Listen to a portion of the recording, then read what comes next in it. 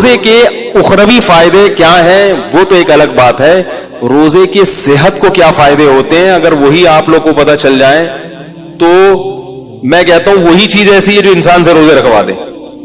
بھوکا رہنا صحت کے لیے انتہائی مفید ہے. پہلی بات یاد رکھو، بھوکا رہنے سے صحت کو کوئی نقصان نہیں ہوتا، کوئی نقصان نہیں. وقتی نقصان کو نقصان نہیں کہتے ہیں. دیکھو جب آپ ایکسرسائز کرتے ہو، صبح صبح اٹھ کے جاگنگ کرتے ہو، وقتی نقصان تو اس میں بھی آپ کی انرجی یوٹیلائز ہو گئی، آپ تھک گئے، پسینہ نکلا، تھکاوٹ، سانس پھول گیا، تھوڑی دیر تک آپ سے ہلا بھی نہیں جائے گا. یہ نقصان نہیں ہے. کیوں؟ یہ وقتی نقصان ہے جو آپ کو آگے بڑے بڑے نقصانات سے بچا رہا ہے. ہوتا ہے کہ نہیں ہوتا؟ تبھی ڈاکٹر کہتے ہیں ایکسرسائز کرو، یہ کرو، وہ کرو، ہلو جلو. آپ کو یار میں نیچے پڑا ہوا ہوں تو میری انرجی کیا ہو رہی ہے؟ اسٹور ہو رہی ہے. ٹھیک ہے، کیا کرنا ہے اسٹور کر کے؟ بھائی انرجی کو یوٹیلائز کرو. تو ہماری انرجی یوٹیلائز ہونے کے بہت سارے طریقے ہیں، انرجی سرو ہونے کے بہت سارے، وہ سارے طریقے صحت کے لیے ضروری ہے. مثلا انرجی کو سرو کرنے کا، دیکھو اس کی میں مثال دیتا ہوں.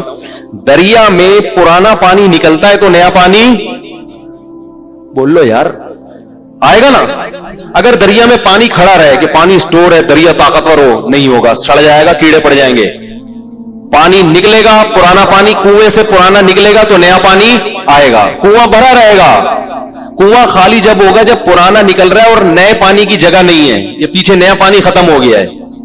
تو ہماری جو انرجی ہے نا، یہ دریا کے پانی کی طرح ہے، یہ سرو ہوتی رہے گی، یوٹیلائز ہوتی رہے گی، اور نئی خوراک جسم میں جاتی رہے گی. تو یہ دریا کی طرح ہمارا بلڈ کیا کرے گا؟ سرکولیٹ کرتا رہے گا اور تازہ ہوتا رہے گا. تو میرا ایک بیان تھا نا کہ جو خواتین نسل روکتی ہیں ان کی صحت خراب ہو جاتی ہے، اس میں بھی میں نے یہ بات سمجھائی ہے کہ نسل جب بڑھتی ہے اور خوراک صحیح ملتی رہے عورت کو تو وہ بلڈ جو ہے نا نیا تازہ بنتا ہے، دوبارہ سے وہ فریش ہو جاتی ہے اور ان کی صحت زیادہ اچھی ہوتی ہے بنسبت ان خواتین کی جو بچوں کی پیدائش کو روک لیتی ہیں. وہ جلدی بوڑھی ہو جاتی ہیں. لیکن یہ ضروری ہے کہ خوراک پراپر ملتی رہے. اس لیے کہ آپ کنویں سے پانی تو کھینچ کے نکال رہے ہیں، نیا پانی زمین میں ہے ہی نہیں، پھر تو وہ ختم ہو جائے گا. ورزش کرنے والا آدمی کھاتا ہے نہیں اور ورزش کرتا رہتا ہے، وہ تو سوکھ کے، یا کسی خاتون کے بچوں کی ولادت تو ہو رہی ہے مگر پراپر خوراک نہیں مل رہی، مل بھی رہی ہے تو غلط ناقص خوراک مل رہی ہے. اس کو کھجور اور دودھ، جو ایک میں اکثر مثال دیتا ہوں، بتاتا رہتا ہوں، بھائی کھجور اور دودھ جو ہے نا یہ اپنی خوراک کا حصہ بنا لیں، بچوں کا بھی، خواتین کا بھی.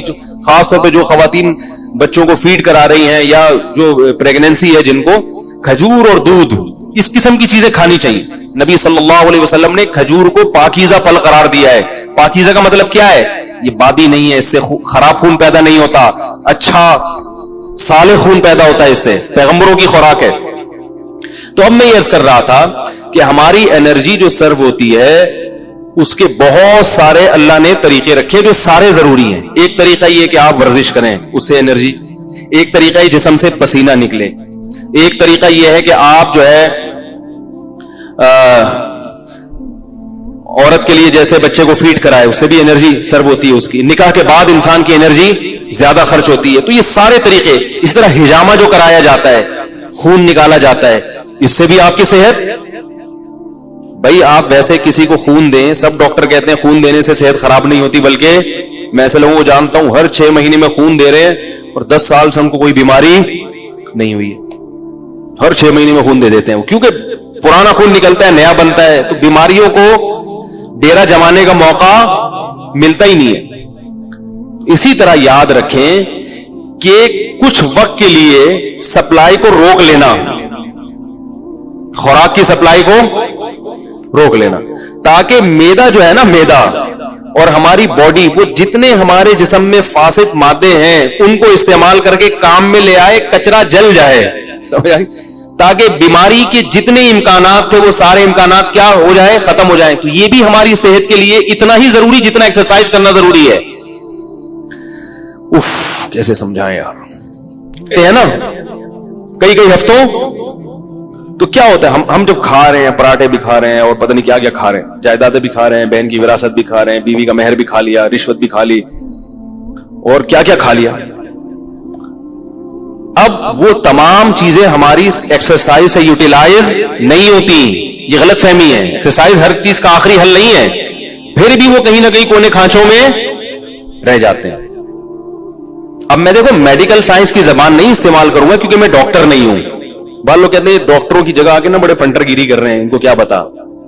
تو میں تو اپنی زبان میں آپ کو سمجھاؤں گا نا, یا جو بالکل سادہ زبان میں, کیونکہ میں ڈاکٹر تھوڑی ہوں. لیکن یہ صحت کے بنیادی اصول ہیں اور یہ ڈاکٹر بھی کہتے ہیں. آپ سرچ کرو, آپ کو پتا چلے گا.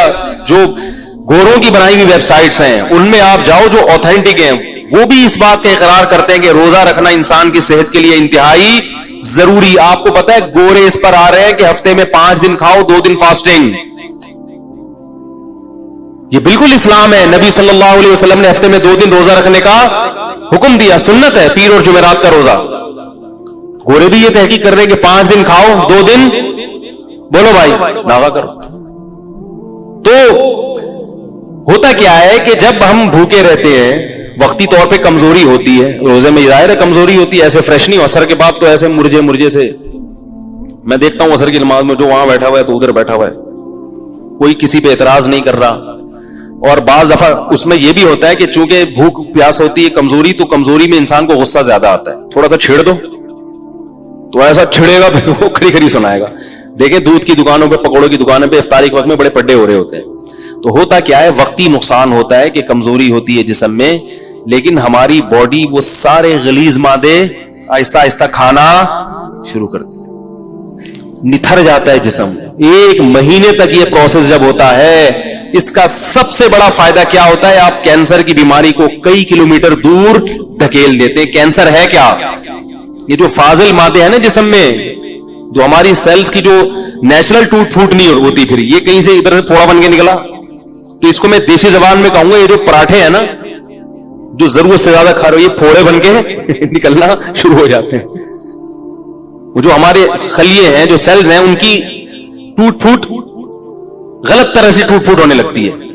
بچوں میں کینسر کے امکان کم کیوں ہوتا ہے, ان کی گروتھ ہو رہی ہے. وہ جو کھا رہے ہیں, جب آپ کی ایک عمر تک آپ پہنچ گئے, آپ کی گروتھ رک گئی, اب آپ جو اضافی کھاؤ گے وہ بیماری کی شکل میں ظاہر ہوگا. تو روزہ رکھنا یہ کینسر کو بولو بھائی دور کر دے. بلکہ بعض حکیموں کی مستند ذرائع سے ہمیں اطلاع ملی ہے کہ انہوں نے کینسر کا جو علاج کرایا ہے وہ مریض کو بھوکا رکھ کے کرایا. ایسے بھی کینسر کے مریض لا علاج مرض, جن کو بڑے بڑے ہسپتالوں نے کہہ دیا کہ یہ ٹھیک نہیں ہو سکتے, ان کو حکیم قبلہ حکیم نے کیا کیا, کھانا پینا چھوڑ دو اس کا.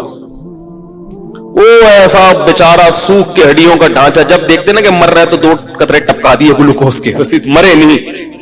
اس سے کیا فائدہ ہوا ہے کہ وہ جو کینسر کے جراثیم تھے نا, وہ بھی آہستہ آہستہ, بھائی ان کو بھی تو یہ پراٹھوں صحیح, وہ بھی تو یہی برگر پیزا جا رہا ہے نا, وہ بھی تو یہی کھاتے ہیں, ان کو بھی خوراک بولو بھائی نہیں ملی, وہ بھی کمزور ہو کے مر گئے. اور جب دیکھا ہے کہ قبلہ حکیم نے کہ یہ بالکل مر گئے ہیں, اب اس کو کھلانا شروع کر دیا. یہ علاج ہوا کرتا تھا پہلے زمانے میں کینسر کا, لیکن یہ بڑا خطرناک ہے. اس میں حضرت جی بھی ٹہل سکتے ہیں جراثیم کے ساتھ. خود یہ جو اتنا بڑا جرثوم ہے یہ بھی چلا گیا دنیا سے, لیکن اس طرح کئی لوگوں کا علاج ہوا ہے. تو اس اسٹیج پہ پہنچنے سے پہلے اگر انسان اپنے آپ کو بھوکا رکھنے کا عادی بنا لے تو اچھا نہیں ہے. کیا خیال ہے؟ تو یہ بہت مفید ہے صحت کے لیے, اور گرمیوں کے روزے زیادہ مفید ہیں کیونکہ اس میں پسینہ نکلتا ہے, پیاس کی شدت بڑھتی ہے, اس میں وہ روزے کے مقاصد جلدی حاصل ہوتے ہیں بنسبت سردیوں کے. یہ آپ کو جسمانی فائدہ ہوتا ہے. ایک جسمانی فائدہ آپ کو کیا ہوتا ہے, ایک اور, آپ میں قوت برداشت بڑھتی ہے. جو کھانے پینے والا آدمی ہے نا, ہر وقت اس کو کچھ نہ کچھ چاہیے, ورنہ اس کا دل نہیں لگتا.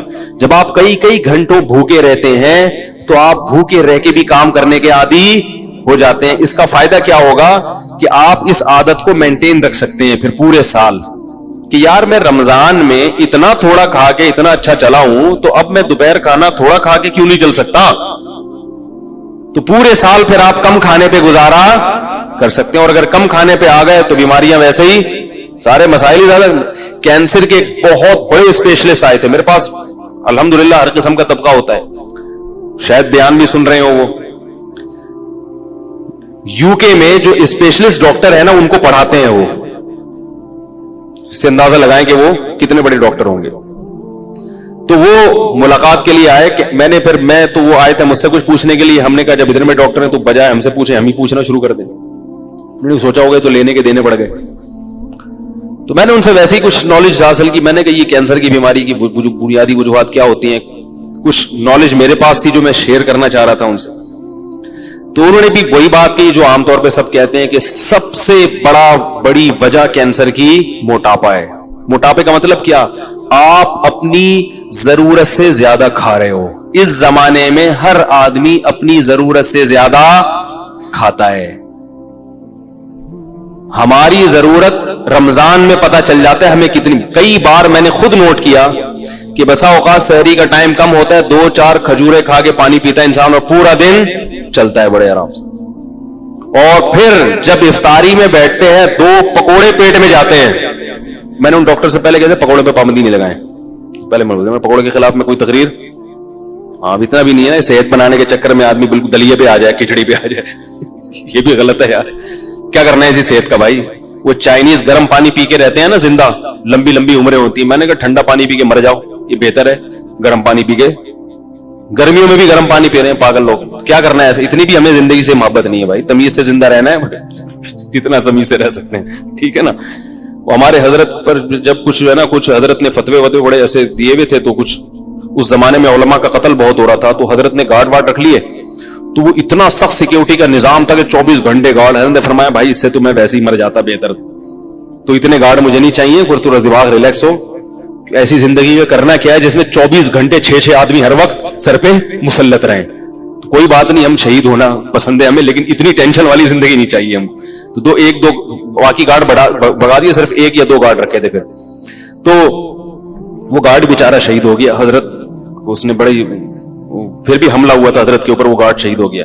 خیر, تو اس سے کیا ہوتا ہے, کیا کہہ رہا تھا میں, یہ بات یہاں کہاں سے آ گئی یار. ہاں, تو وہ ڈاکٹر کی بات کر رہا تھا. تو یہ سارے مسائل کہاں سے کھڑے ہوتے ہیں؟ موٹاپے سے ہوتے ہیں. ساری بیماریوں کی ابتدا کہاں سے ہوتی ہے؟ موٹاپے کا مطلب کیا ہے؟ زیادہ کھا رہے ہیں.